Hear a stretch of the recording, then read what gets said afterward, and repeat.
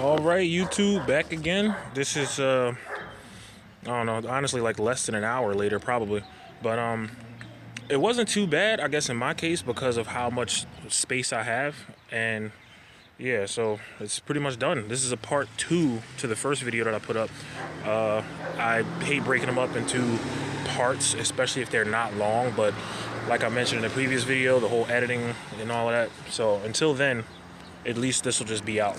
So to get straight into it, the problem we had before was drilling out the hole down at the bottom in the bracket so that the bolt would fit. And now, as you can see, the bolt goes straight through. All I had to do was take my drill, and after I had it moved out of the way in the first one, I took the drill, went in, and just came in and out, shaved it up until the point where I could actually get that bolt through. And now that that is in, everything else bolted right up. I already mentioned. I already swapped out the wiring harness here and put the newer style on.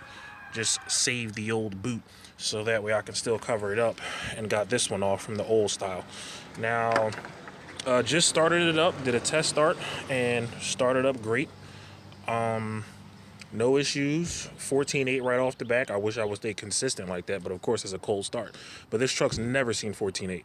Even with the other other alternator, whether it was fully charged or not, cold, whatever, never saw 14.8. So I can tell that's a good difference right off the back.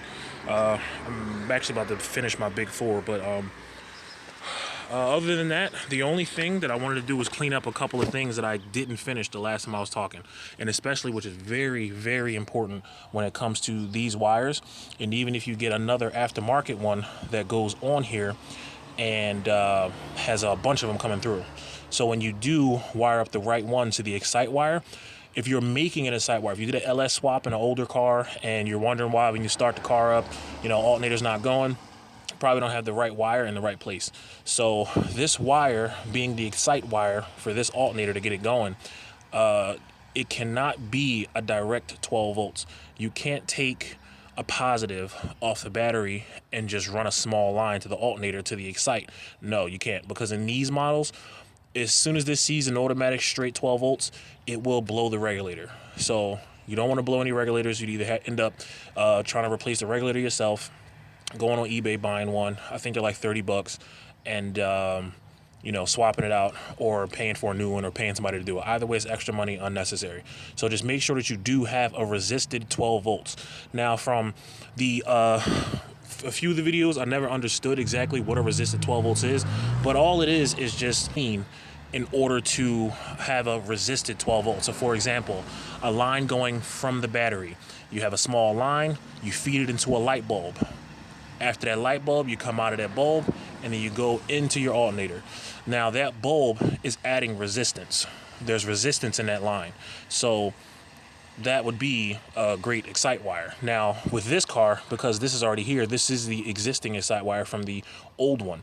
This excite wire is fed to the dash, which gives your dashboard that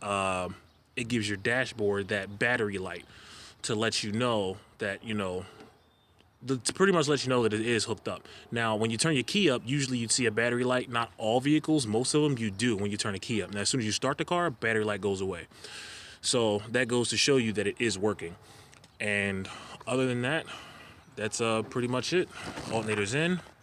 Didn't have to get a longer belt. Bored out a hole a little. Hooked up the harness. And this will be another video, but got in on the back side here. Added a ground, and that's pretty much it. So until the next one, later.